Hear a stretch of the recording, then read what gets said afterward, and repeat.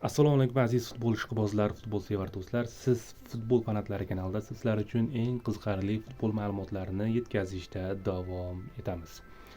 Demak, Braziliya terma jamoasi bosh murabbiyi Carlo Ancelottiga yangi shartnoma taklif qilindi va Carlo Ancelotti bu shartnomani o'ylab o'tirmasdan qabul qildi va shartnomaga ko'ra 2030-yilda o'tkaziladigan jahon chempionati yakuniga qadar jamoani Carlo Ancelotti janoblari o'zlari boshqaradilar.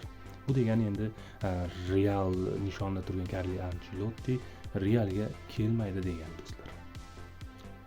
Realchilar endi boshqa murabbiy topishadi. Vinicius Junior atrofidagi mish-mishlar hali beri arimaydigan ko'rinadi. Ya'ni Vinicius Junior uchun Saudiya Arabistonining Al Ahli jamoasi jiddiy qiziqish bildirgan. Real futbolchisi Vinicius Realda qolish istagi borligiga qaramasdan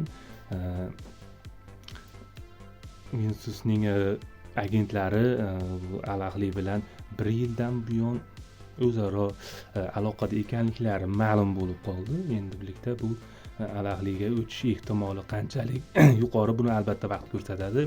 Ammo Al Ahli jamoasi Vinicius uchun 1 milliard yevro maosh taklif qilmoqda. Bu oz pul emas.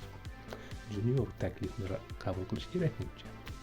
Shunday ekan, hozirda Viniciusning Real bilan shartnomasi 2026-2027 mavsum oxirigacha amal qiladi. Undan keyin Junior o'zini istaklariga ko'ra xohlagan jamoasiga o'tishi mumkin bo'ladi.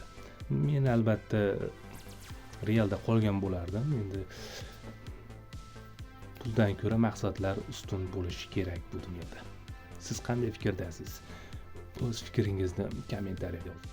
Casemiro, Manchester United futbolchisi Casemiro jamoani tark etishi ma'lum bo'ldi. Manchester United matbuot xizmati shuni ma'lum qiladiki, Manchester futbolchisi Casemiro jamoani tark etadigan bo'ldi. Ya'ni ma'lumot uchun Casemiro 2022-yil Manchester Unitedga kelgan va 146 shu vaqt mobaynida 146 ta o'yinda maydonga tushib, bor yo'g'i 21 ta gol urgan.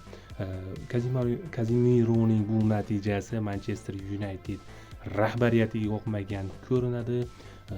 Bu futbolchi bilan shartnoma uzaytirilmaydigan bo'ldi va Casemiro jamoani tark etadi. Ma'lumot uchun yana bir ma'lumot.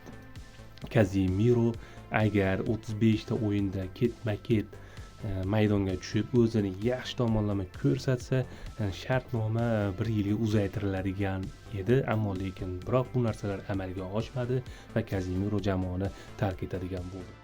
Aziz do'stlar, aziz futbol fanatlari, biz chiqarayotgan kontentlar sizlarga ma'qul kelayotgan bo'lsa, bizning kanalimizga obuna bo'ling, chiqarayotgan videolarimizga like bosing va bizni qo'llab-quvvatlang.